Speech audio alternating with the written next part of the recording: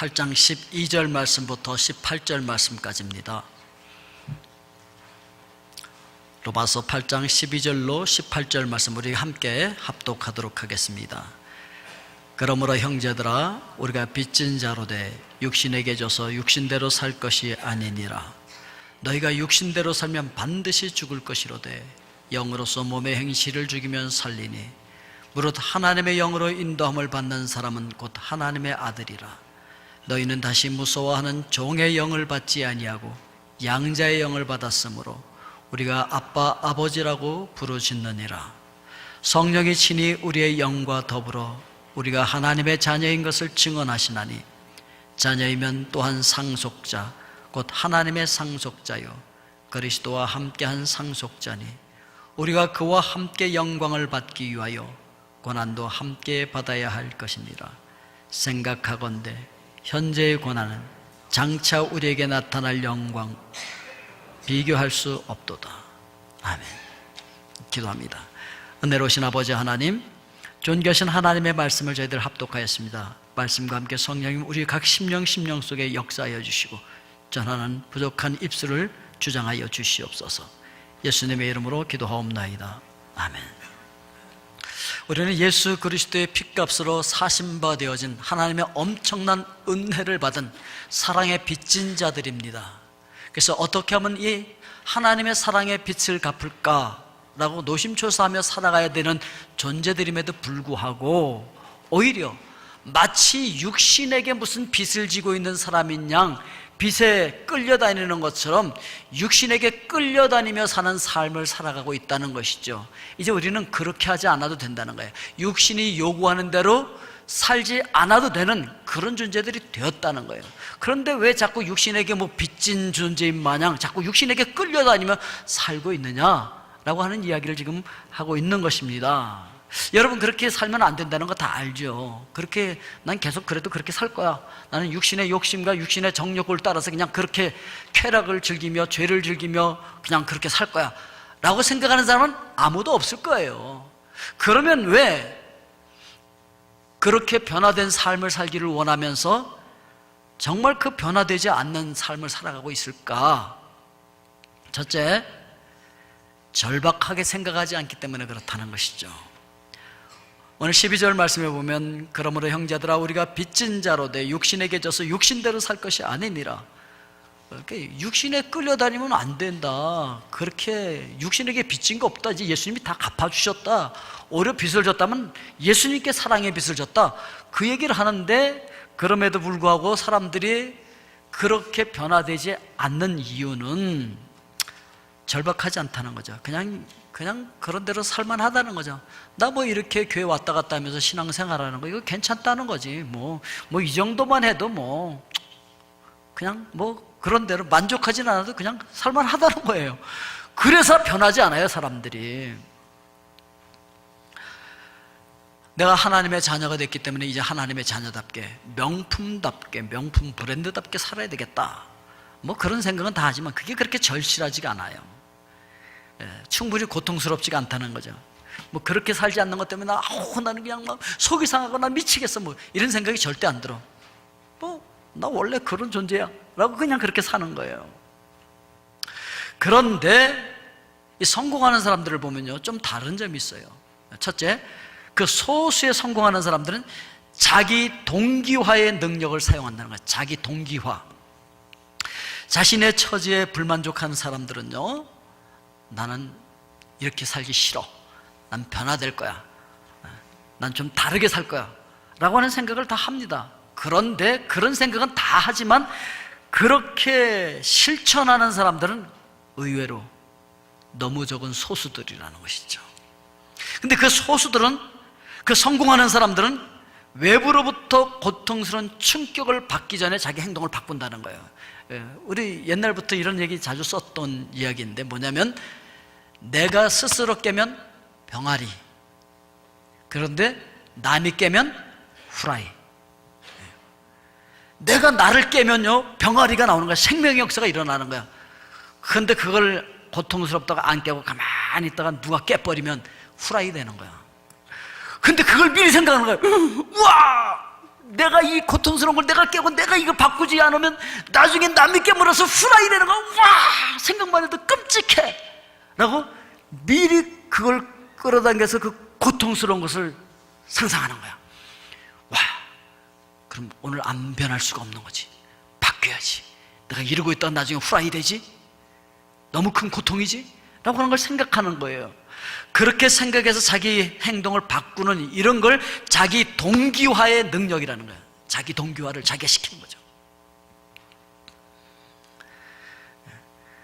그래서 변화하기 위해서는 현재 상태에서 벗어나지 않으면 안 되는 절박한 어떤 이유가 있어야만 변화되는 것이죠. 오늘 13절 말씀 상반절에 보니까 너희가 육신대로 살면 반드시 죽을 것이로되, 반드시 어떻게 된다? 죽을 것이로되. 야, 이렇게 살다 나 반드시 죽는다. 이렇게 살다 나 망한다. 이렇게 살다 나 폐암 걸린다. 이렇게 살다 나 완전히 위암 걸린다. 이렇게 살다 나 완전히 폐가 망신한다 라고 하는 것을 알아야 된다는 거예요. 예? 이 습관을 내가 끊어야 나는 살 수 있다. 이 습관을 내가 끊지 못하면 나는 죽는다. 이 옛사람을 죽여야 나는 살 수가 있다. 그런 절박함이 있을 때 우리는 변화되어지고 그때 나를 살린다는 거죠. 그래서 너희가 육신대로 살면 반드시 죽을 것이다. 내가 이렇게 육신에 끌려서 빚진 자처럼 육신에게 막 끌려다니다. 나 반드시 망한다. 나 반드시 죽는다. 이 생각을 한다면 반드시 변화될 수 있는 거예요. 두 번째는 그 목표를 달성해야 할 절실한 이유가 있어야 된다는 거예요. 절실한 이유. 하반절에 보니까 영으로서 몸의 행실을 죽이면 살리니, 이렇게 말씀하십니다. 영으로서 몸의 행실을 죽이면 산다. 그러니까 살기 위해서는 우리 몸의 행실을 죽여야 살 수 있다는 거예요. 여러분, 살기를 원하십니까? 살아야 할 이유가 있습니까? 그렇다고 한다면 몸의 행실을 죽여야 우리 영이 살 수가 있다는 것이죠. 그러니까 뭔가 해내고 싶으면요, 그냥 막연하게 한번 해볼까? 이렇게 생각해 갖고서는요 이룰 수가 없어요. 그걸 왜 해야 하는지 절실한 이유를 찾아내야 그걸 할 수가 있는 것이죠. 그 상황이 절박해지거나요, 어떤 일을 반드시 해야 할 그런 절실한 그런 이유를 찾게 되면요, 그걸 방해하는 유혹을 쉽게 물리칠 수 있어요. 예를 들면은 당신 살 안 빼면 한 달 이내에 죽을 거요. 이래 버리면요, 살 뺄까 안 뺄까? 빼지. 무슨 일이 있어도 먹을 게 눈앞에 왔다 갔다 해도요, 난 살아야 돼. 난 살아야 될 이유가 있어. 안 먹지. 그냥 살 한번 빼볼까? 다이어트 한번 해볼까? 절대 다이어트 안 돼. 안 돼. 그 절박함이 없기 때문에. 근데 여러분 이거 아십니까? 절박한 심정으로 덤벼들면요, 그 목표는 이미 반은 이룬 거예요. 절박하지 않기 때문에 안 되는 거예요, 그게. 우리가 원하면서도 아직 실천하지 못하는 것들, 그런 것들은요, 그만큼 절실하지 않은 거예요. 자기가 이렇게 절실하게 느끼지 못하는 거죠. 그 마음속에 아직도 그게 우선순위로 자리 잡지 못했기 때문에 그걸 이루지 못한다는 거예요. 여러분, 공부 누가 잘하는 줄 아십니까? 공부는요, 그냥 무조건 열심히 한다고 잘하는 게 아니에요. 공부를 즐기는 사람이 잘하는 거예요. 여러분, 어떤 사람이 성과를 잘 내겠어요? 그냥 열심히 하는 사람이 성과가 나가겠습니까? 아니에요. 일을 즐기는 사람에게 성과가 더 나타나는 거예요. 그런데 그 공부를 즐기는 사람보다 공부를 더 잘하는 사람이 있어. 누군지 아십니까? 그건 절박한 사람이에요. 병아리가 어미 닭과 함께 이렇게 이제 산보를 하는데 갑자기 천둥번개 같은 소리가 나면서 막 불을 내뿜고 뭐 큰 새가 날아가는데, 와, 굉장히 빨리 날아가는 거야. 제트 비행기가 날아가는 걸 본 거죠. 그래서 병아리가 엄마 닭한테 물어봐요. 엄마, 저 큰 새는 어떻게 저렇게 빨리 날아갈 수가 있는 거야? 라고 물어보니까 어미 닭이 뭐라고 대답했는지 아십니까? 야, 너도 꽁무니에 불 붙어봐. 그냥 불 붙으면 그냥 하게 돼 있어. 빨리 가게 돼 있어. 예? 불이 아직 안 붙은 거야. 공부도 그렇고 다이어트도 그렇고 사업도 그래요. 포기하지 않고 끝까지 밀고 나가기 위해서는 그만큼 절박한 이유가 있을 때 포기하지 않는다는 거예요. 제가 대학 졸업할 때까지는 뭐 그렇게 성적이 별로 좋지 않았어요. 대학 성적표 지금도 보면 아주 좀 창피해, 내놓기가. 물론 성적이 좋지 않았을 만한 수천 가지 이유도 전 될 수 있어요. 어려서부터 뭐 환경과 그다음에 군에서 낮에는 일하고 군대 근무하고 밤에 가서 공부하고 그랬으니 성적이 좋지 않겠죠. 뭐 이유는 많이 될 수가 있어요. 근데 그건 다 핑계예요, 핑계. 그런데 제가 이제 2003년도에 안식년을 맞아서 그 미국에 가서 대학원 공부를 했잖아요. 그때는요, 제 성적표 그때 미국에 가서 공부한 건 전부 A야, A. 올 A. 왠지 알아요? 공부해야 되겠다 느꼈거든요. 절박했거든요. 공부해야 되겠구나. 그리고 나중에 박사 코스를 들어갈 때 이 석사 학위에서 점수가 안 좋으면 못 들어간대. 그러니까 나중에 박사학위도 해야지. 그리고 공부해야지. 그런 절박함이 있으니까요, 제일 앞에 앉아. 그리고 뭐 교수가 말하는 거 한마디도 놓치지 않고 이해가 안 되면 그 즉시 물어보고, 그리고 뭐 과제를 내주면요, 다른 학생들은 끝나면 뭐 화장실 가고 어디 가기 바빠. 근데 나는 딱 앞에 앉아 있으니까 교수 딱 붙들고 못 가게 하고 물어봐. 그리고 요번에 내준 과제를 뭐라고 쓰라고 했는데 그 제목 이렇게 잡아도 되겠습니까? 어떻게 잡아야 됩니까? 물어봐. 그럼 이렇게 해야 된다고. 그럼 그거 쓰고, 그 다음 주에는 아웃라인 딱 잡아갖고 와서 또 딱 끝난 다음에 아웃라인 이렇게 하면 되겠습니까? 그럼 요렇게 하는 게 더 좋겠습니까? 또 그대로 고쳐. 그래서 집에 와서 또 그대로 고쳐갖고 그 다음에 가서 되겠습니까? 이래갖고요, 그 코스가 끝날 때쯤이면 제 레포트는 완성이 돼요. 남들은 끝난 다음에 그제서 제목 뭘로 잡을까? 그럼 뭐 배웠는지 다 잊어버려. 뭘 써야 될지 너무 막연한 거야. 근데 저는 끝나면 벌써 레포트가 완성이 돼 있어요. 근데 한 번도 교수의 의도와 어긋나는 글을 써본 적이 없어. 왜? 맨날 물어봤거든. A 맞을 수밖에. 그게 A 안 맞으면 어떻게 돼요? 뭐가 A 맞겠습니까? 그러니까 전부 다 A지. 그러니까 그래요. 그만큼 절박하면요, 방법도 찾아내고 절실히 하면요, 그걸 해내게 돼 있어요. 그 W.R. 휘튼이라고 하는 사람이 이렇게 얘기했어요. 사람들은 자신이 하고 싶은 일을 할 수 없는 수천 가지 이유를 찾고 있는데 정작 그들에게는 그 일을 할 수 있는 한 가지 이유만 있으면 된다. 예. 해도 되고 안 해도 되고 그런 자세로는 절대 남다른 일을 해낼 수가 없는 것이죠. 니체가 이렇게 얘기했어요. 살아야 할 이유를 아는 사람은 그것에 이르는 방법도 찾아낸다. 예, 그래요. 내가 그렇게 살아야 될 이유가 있다고 한다면 그렇게 살 수 있는 방법도 찾게 돼 있어요.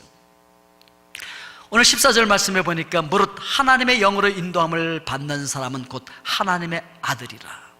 예, 누가 하나님의 아들이냐? 하나님의 영으로 인도함을 받는 사람이래요. 여러분, 영이 어디에 있다 그랬습니까? 바로 우리 마음이 영의 좌소라 그랬잖아요. 우리 마음 가운데 영이 있어요. 그래서 하나님의 거룩한 영은 어디로 들어오냐면 그 우리 영이 있는 그 마음 가운데로 들어오거든요. 그래서 하나님의 음성이 마음속 깊은 곳에서 들려오는 것이잖아요. 그런데 어떤 사람은 거기에 종의 영을 받아.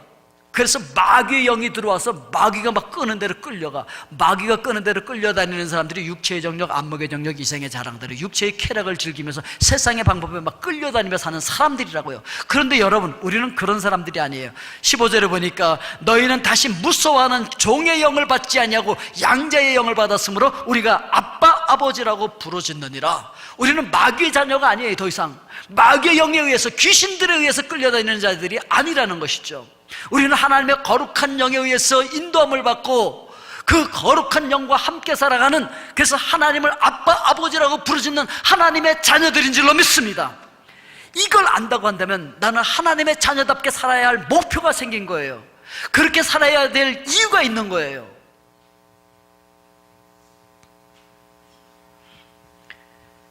오늘 여러분들은 여러분 스스로가 하나님의 자녀라고 하는 것이 느껴지십니까?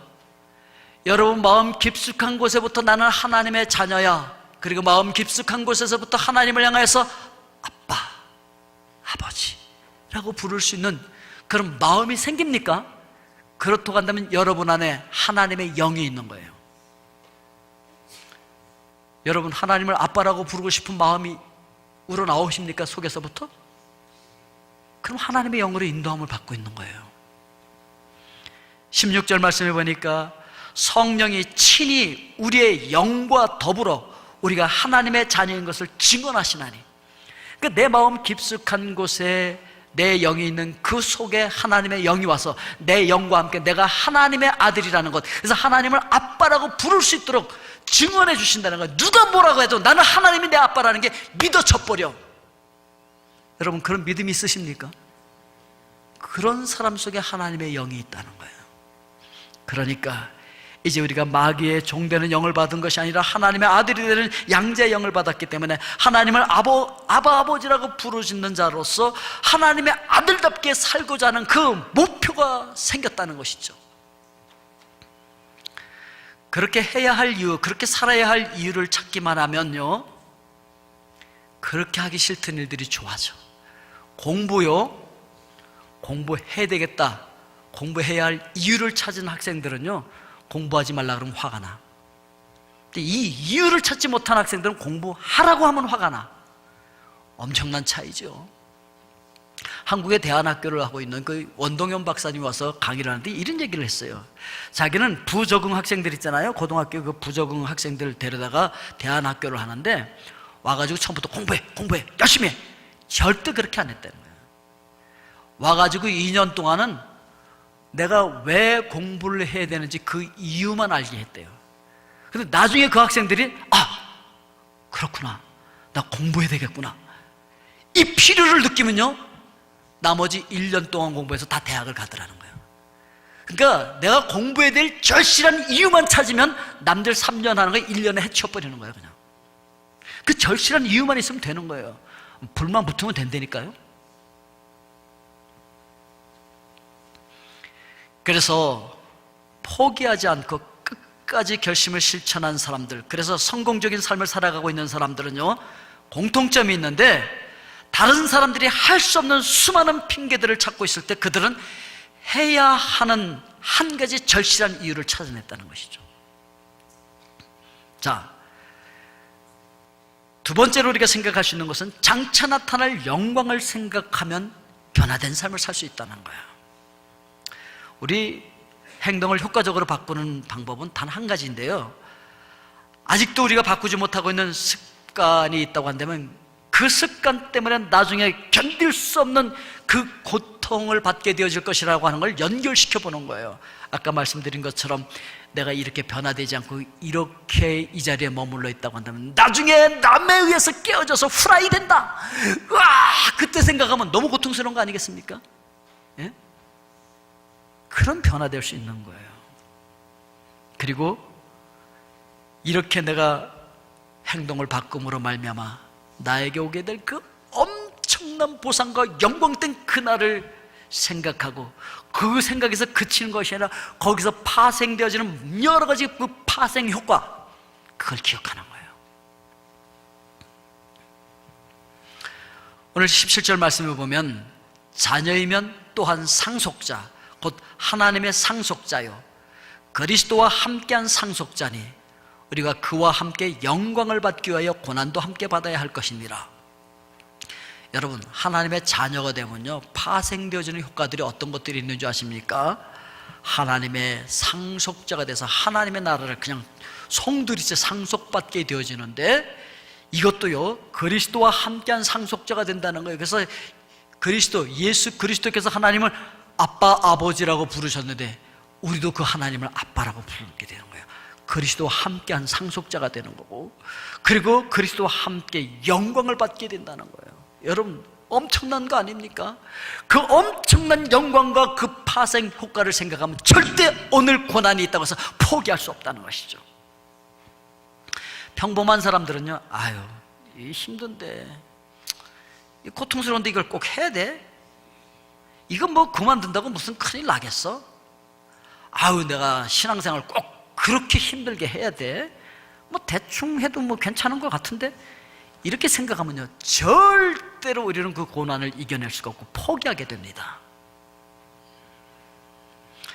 근데 여러분, 1000번의 실패 끝에 성공한 그 발명왕 에디슨 알잖아요. 전구를 발명해내는데 해도 안 되고 또 해도 안 되고 1000번을 실패를 했다는 거예요. 이게 보통 사람 같으면 벌써 포기했어요. 근데 포기하지 않고 끝까지 할 수 있었던 이유가 있어요. 그건 무엇이냐면은 그 포기하고 싶은 마음이 생길 때마다 그는 파생 효과를 생각했다는 거예요. 이 사회학자인 윌리엄 오그번이라고 하는 사람이 라디오 하나가 발명되어졌을 때 사회적인 변화가 무려 150가지 이상의 변해버렸대. 하나 발명을 해내니까 사회가 150가지 이상이 바뀌어버리더라는 거예요. 이걸 파생 효과라고 얘기하는데, 이 에디슨이 수없이 많은 실패를 반복하면서도 그때마다 버텨낼 수 있었던 것이 무엇이냐면 그가 가지고 있었던 파생 효과 노트였대요. 그러니까 포기하고 싶을 때마다 그 노트에 적은 거야. 파생 효과 노트. 내가 이 전구를 만들어내면 미국의 모든 가정들과 공장들과 농장들과 모든 사업체에서 그동안 썼던 이 석유 램프라든지 가스 램프를 다 없애고 이 전구로 대체하게 될 거야. 그러면은 전기 수요가 많아져서 전기가 모자라겠지? 그럼 나는 발전기를 만들어서 또 팔 거야. 그러다 보면은 전구만 쓰는 게 아니라 사람들이 앞으로 편리한 전기를 이용해서 많은 전기 제품들을 만들어내겠지? 나는 그 많은 전기 제품들을 또 발명해낼 거야. 그래서 그것들을 미국에만 파는 게 아니라 전 세계에 팔게 될 거야 라고 그 파생되어지는 파생 효과를 그냥 전구를 발견하기 위해서 발명하기 위해서 쓴 그 연구 노트는 한 페이지라고 한다면 이거는 9페이지를 썼다는 거예요. 그만큼의 분량으로 파생 효과를 더 많이 썼다는 것이죠. 그러니까 그 파생 효과를 생각하니까 포기하고 싶은 마음이 들 때 이거 포기하면 이 많은 파생 효과까지 다 포기해야 되니까 절대로 포기할 수가 없더라는 것이죠. 그리고 끝까지 인내해서 결국은 그걸 만들어내고 말았다는 것이죠. 그래서 이 크고 작은 목표를 추구하는 과정 속에서 그 목표 달성 후에 파생되는 효과까지 찾아보는 것 굉장히 중요해요. 그러면요, 지금 힘들고 어려운 이 고난 가운데서 좌절하지 않고 이것을 이겨낼 수 있는 원동력이 생긴다는 거예요. 그렇게 되면 첫째, 현재의 고난을 이겨내는 원동력이 생겨요. 꿈은 오늘 품고 있는 것이지만 이루어지는 건 내일 이루어지잖아요. 근데 많은 사람들이 꿈을 오늘 품고 오늘 포기해버리는 거야. 여러분, 꿈은요, 오늘 품어도요, 오늘 고난과 함께 이걸 품어야 내일 꿈이 이루어지는 거예요. 꿈을 품은 사람들은요, 영광스러운 미래를 내다보면서 오늘을 견뎌내는 거예요. 오늘 18절 말씀에 이렇게 기록하고 있어요. 생각하건대 현재의 고난은 장차 우리에게 나타날 영광과 비교할 수 없도다. 옛날 개역성경에 보면 좋게 비교할 수 없도다. 그게 더 마음에 들어. 옛날 번역에. 현재의 고난은 장차 나타날 그 영광과 좋게 비교할 수 없는, 그 영광을 생각하면 오늘의 고난을 이길 수가 있다는 거예요. 오늘 이 말씀 보니까 고난과 영광, 이 두 단어가 뚜렷하게 대조돼서 나타나고 있는데, 고난과 영광이 의미도 상반되는 것이지만 시제도 달라요. 고난은 현재고 영광은 장차 우리에게 나타날 미래라고 하는 것이죠. 고난은 오늘이지만 영광은 내일이라는 거예요. 오늘 여러분들이 그 고난을 견디면 내일은 뭐가 있다고요? 영광이 온다는 거예요. 그리고 그 영광과 함께 여러 가지 파생 효과가 우리에게 다가온다는 것이죠. 그 주님께서 주신 꿈은요, 저절로 성취되지 않는다는 것이죠. 눈물과 고난 없는 꿈은 그건 허상이에요, 여러분. 그런 꿈은 없어요, 여러분. 현재 고난은요, 장차 나타날 영광과 비교할 수 없기 때문에 오늘 고난 우리가 기뻐하며 감당할 수 있다는 거죠. 지금 고난 중에 계시는 분 계십니까? 장차 나타날 영광을 기억하면서 오늘 고난을 기쁨으로 감당할 수 있기를 주님의 이름으로 축원드립니다.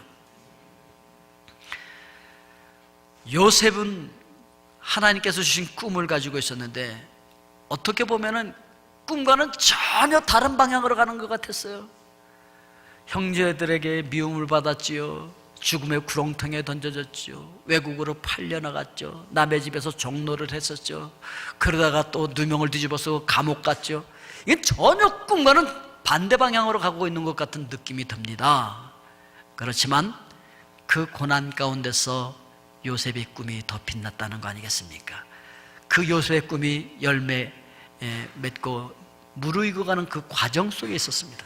사탄은 요셉의 꿈을 좌절시키기를 원했지만 하나님께서는 그 요셉의 꿈을 단계적으로 성숙시키고 있었던 거예요.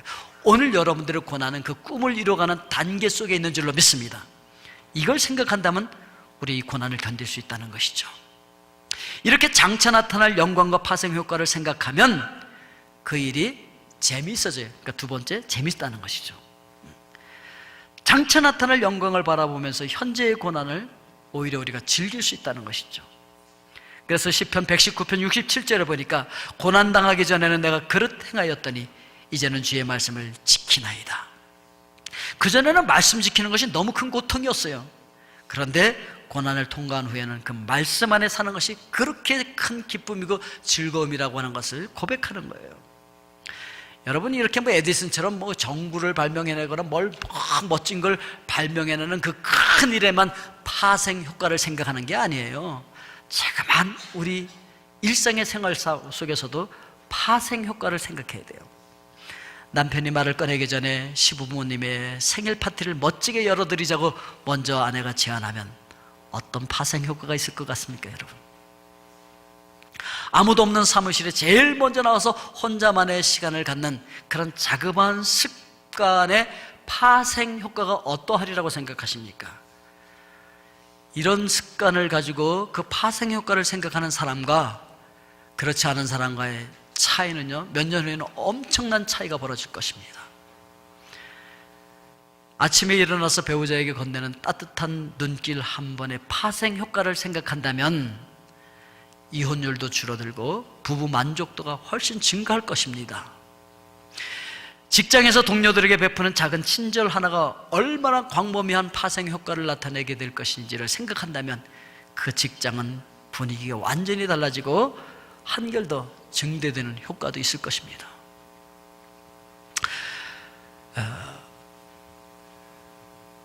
뭔가를 해내야 되는데 못하는 사람들은 정말 못하는 수천 가지 이유를 이야기하고 찾아내기도 하지만 정작 그들에게 필요한 것은 그걸 실천해야 하는 단 한 가지 절실한 이유만 있으면 된다는 것을 다시 한번 말씀을 드립니다. 예를 들어서 한번 생각해 보십시오. 나는 올빼미 형이에요. 그래서 밤에 일을 해. 밤에만 뭘 해. 밤에 일을 제대로 하겠어요? 밤 문화를 즐기는 거지. 그래서 게임을 한다든지 컴퓨터를 여기저기 뒤진다든지 아니면 비디오를 빌려다 놓고 1, 2, 3편 해서 끝날 때까지 다 보고 새벽 늦게 잠들다든지. 그렇게 잠든 사람이 어떻게 남들보다 먼저 출근을 합니까? 절대 불가능하죠. 예? 그런데 이게 단번에 어떻게 고쳐질 수 있냐면 어느 날 마음에 드는 어떤 자매가 나타났는데 한눈에 샥 반했어. 근데 그 자매가 이렇게 제안하는 거야. 우리 새벽에 일어나서 같이 운동할까요? 예, 일어나겠어요? 안 일어나겠어요? 올빼미 형이 어딨어? 새벽 형인간으로 바뀌어버리는 거지. 그 다음날 당장 새벽에 일어나 버리는 거지. 예? 한순간에 바뀌어버려. 예? 해야 할 절실한 이유 한 가지만 있으면요, 그동안 수천 가지 이유가 다 소용없어. 한 번에 다 바뀌어버리는 거예요. 그래서 해야 할 절실한 이유 하나가 그렇게 중요하다는 것이죠. 그리고요, 그런 파생 효과를 생각하고 그 영광의 날을 바라보는 사람들이 자부심이 있어. 예수님께서 그 십자가를 참으신 이유가 앞에 있는 즐거움을 바라봤기 때문에 그렇다는 거예요. 히브리서 12장 2절을 보니까 믿음의 주에 또 온전케 하시는 이인 예수를 바라보자. 그는 그 앞에 있는 기쁨을 위하여 십자가를 참으사 부끄러움을 개의치 아니하시더니 하나님 보좌 우편에 앉으셨느니라. 와, 예수님도 그 십자가를 참으신 이유가 앞에 있는 기쁨을 바라봤기 때문에 그렇구나. 사도 바울도 영원한 영광을 바라봤다라고 고린도후서 4장 17절에 말합니다. 우리가 잠시 받는 환난에 경한 것이 지극히 크고 영원한 영광에 중한 것을 우리에게 이루려 함이니. 예. 지금 잠깐 받는 이 환난, 이거 앞으로 큰 영광으로 되갚아질 것이라는 걸 기억했다는 것이죠.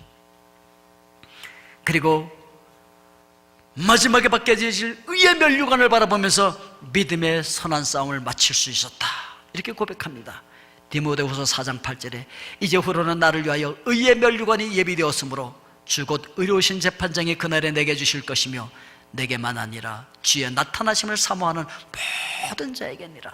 그러니까요, 의의 면류가 파울 받아서 너무 좋겠다가 아니에요. 이거 주의 나타나심을 사모하는 모든 자들에게, 여러분과 저에게도 의의 면류관이 예비되어져 있는 줄로 믿습니다. 지금 고난 가운데서도 포기하지 않고 내가 하나님의 아들답게 산다고 한다면 나도 바울처럼 그 의의 면류관을 받게 될 줄로 믿습니다. 그 영광을 바라보는 거예요, 여러분. 그리고 그 영광의 파생 효과, 그 하나님의 자녀가 될 뿐만 아니라 하나님의 그 영광의 나라를 내가 상속하게 되어지는데, 예수 그리스도와 함께 하나님을 아빠 아버지라고 부르며 함께 그 나라를 상속하고 예수 그리스도와 함께 영광의 자리에 앉게 되어질 그 파생 효과를 생각하게 되어지면 오늘이라고 하는 고난이가 아무것도 아니라는 것이죠. 여러분 잘 알고 계시는 마틴 루터 킹 목사님, 노예 해방운동을 하면서 그 꿈을 가지고 방방곡곡에 다니면서 그 꿈을 설파하잖아요. 수많은 위협을 받았죠. 무모하다는, 그 어리석다는 조롱을 받았었죠. 근데 그가 1963년 8월 28일 워싱턴의 링컨 기념관 앞에서 나에게는 꿈이 있습니다라고 하는 제목으로 연설을 했는데요, 그 꿈이 이루어지면요, 그 꿈과 함께 일어날 파생 효과까지 생생하게 꿈으로 그리면서 선포를 합니다. 이런 선포였습니다. 나에게는 꿈이 있습니다. 언젠가는 조지아의 붉은 언덕에서 이전의 노예의 자녀들과 노예 주인의 자녀들이 형제로 한식탁에 앉을 꿈입니다. 언젠가는 엘라바마의 인종주의자들이 물러가고 거기에 나의 어린 아들과 딸이 백인의 아들, 딸들과 형제, 자매로 손에 손을 잡고 살아갈 것이라는 꿈입니다. 언젠가는 나의 자녀들이 피부색이 아니라 인격에 따라 평가받는 그런 나라에 살게 되는 날이 오리라는 꿈입니다. 그때 많은 사람들이 이 킹 목사를 조롱했습니다. 헛된 수고를 한다고 비웃었습니다. 그러나 그는 장차 나타날 영광을 바라보면서 모든 유혹과 고난과 살해와 협박 속에서도 굴하지 않고 그 영광과 함께 오게 될 그 파생 효과를 꿈으로 생생하게 그리며 선포를 하는 거예요. 그리고 그로부터 50년이 지나고 오바마라고 하는 흑인 대통령이 되는 놀라운 역사가 아메리카 대륙에서 일어난 것이죠. 오늘 여러분들은 2015년도에 여러분들이 실천하고 싶은 여러분들만의 꿈, 여러분들만의 결심이 있으십니까? 그 결심을 실천해야 할 절실한 이유는 뭐라고 생각하십니까? 그리고 아직도 바꾸지 못한 나의 나쁜 습관은 어떤 것이 있습니까? 고쳐야 할 나의 습관, 아직도 육체에 끌려다니고 있는 나의 습관은 어떤 것들이 있습니까? 장차 주님 앞에 나타날 영광을 바라보면서 오늘 내가 감당해야 할 고난의 길은 어떤 것입니까? 오늘 여러분 안에 주시는 성령님의 능력으로 그 모든 것들을 넉넉하게 승리로 장식할 수 있기를 주님의 이름으로 축원드립니다. 기도하겠습니다. 사랑의 아버지 하나님, 오늘 하나님께서 우리에게